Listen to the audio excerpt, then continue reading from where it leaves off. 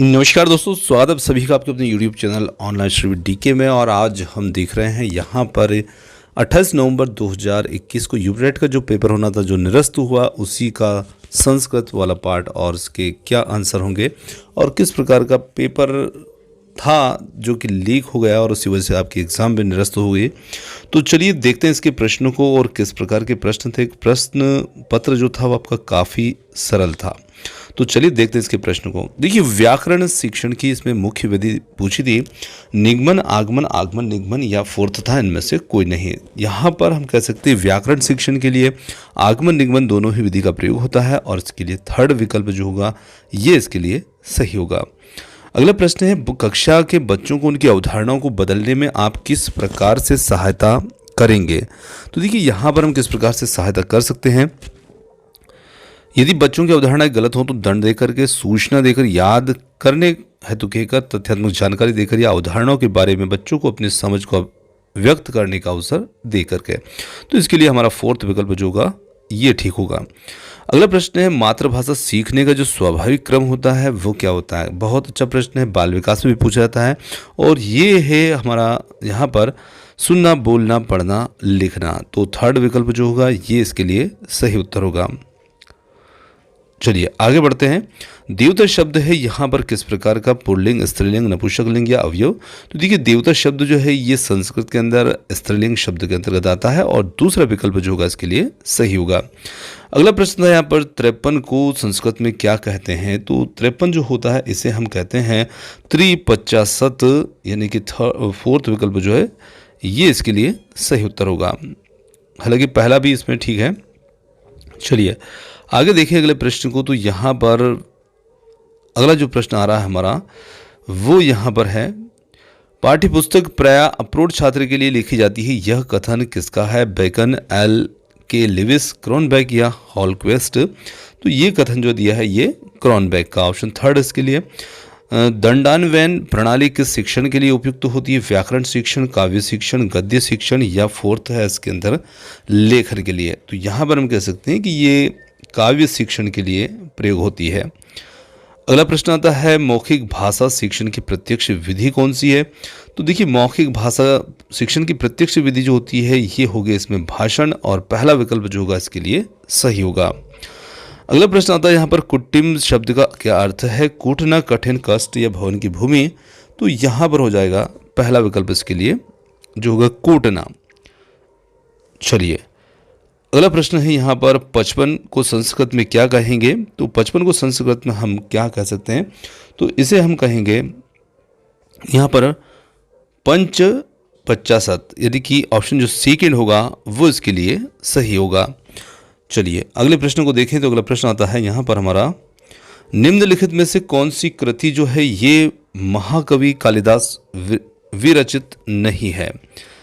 तो यहाँ पर हम देखें तो अभिज्ञान शाकुंतलम, विक्रम ओ सीएम और उर्भंगम, मालिका विघ्नम, मालविका अग्निमित्रम।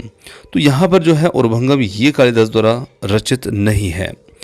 अगला प्रश्न आता है, श्री शब्द प्रथम विभक्ति एक वचन का रूप यहाँ पर क्या होगा। श्री, श्रिया, श्रियम, श्रियाम। तो यहाँ पर कह सकते हैं इसके लिए जो उत्तर बनता है वो बनेगा हमारा पहला श्री। अगला है, अहम शिशु पश्यामी को कर्मवाच्य में परिवर्तित करने पर जो रूप प्राप्त होगा वो कैसा होगा। तो जब इसे कर्मवाच्य में परिवर्तित किया जाएगा तो ये बन जाएगा यहाँ पर मया शिशु दृश्यते। ऑप्शन फर्स्ट जो होगा इसके लिए उत्तर होगा।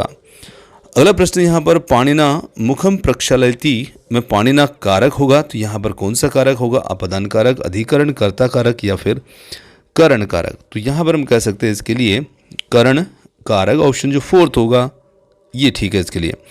अनुस्वार का उच्चारण स्थान होता है तो अनुस्वार, ओष्ठ, तालु, कंठ या नासिका। तो इसके लिए होगा हमारा फोर्थ विकल्प नासिका। चलिए अगला प्रश्न है यहाँ पर, संज्ञा का संधिकृत रूप क्या होगा। तो यहाँ पर इसका जो रूप होगा ये होगा इसमें हमारा पहला विकल्प। चलिए अगला प्रश्न है यहाँ पर, इसके बाद में जो प्रश्न है हमारा अगला क्रमांक, उपकृष्णम, में समास होगा। तो उपप्रश्न में कौन सा समास होगा? कर्मधारय केवल समास, द्वंद्व या फिर अवयवी भाव समास। तो इसके अंदर जो समास होगा वो होगा अवयवी भाव समास।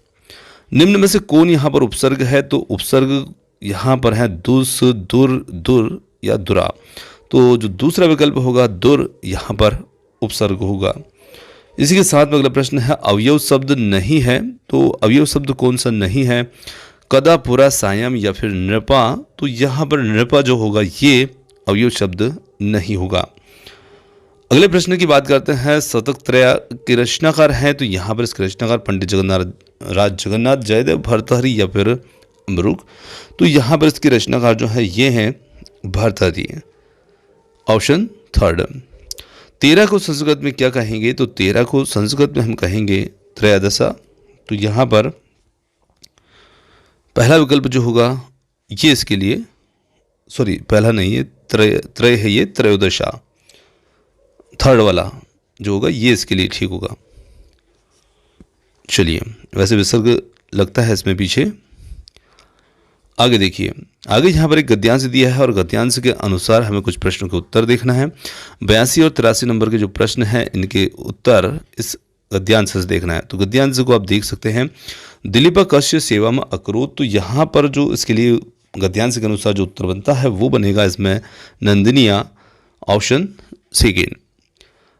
राजा गाम प्रतिदिनम कुत्र अनियत। तो यहाँ पर गृहम, वनम, आश्रम या फिर धेनुम। तो यहाँ पर हो जाता है दूसरा विकल्प वनम। पैसेज को पढ़ेंगे तो उसमें आसानी से आपको उत्तर ये मिल जाते हैं। चलिए आगे बात करते हैं यहाँ पर अगले प्रश्न के दिवस शब्द के सप्तमी विभक्ति का बहुवचन रूप क्या होगा? दिवसेषु, दिवसेषु या दिवससु या दिवसेषु। तो यहाँ पर जो इसका होगा फोर्थ विकल्प दिवसेषु।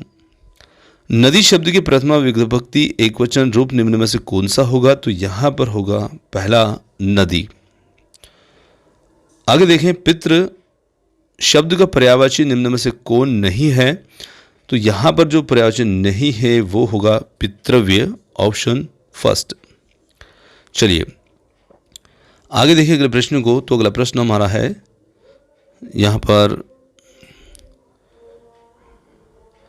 कोयल को संस्कृत में कहते हैं। तो कोयल को संस्कृत में क्या कहेंगे? गरुणा, वायसा, चकोरा या पीका। तो यहाँ पर इसे कहेंगे पीका। आगे देखें अगले प्रश्न को। तो अगला प्रश्न आता है यहाँ पर, अंगुली का वाचक संस्कृत शब्द है।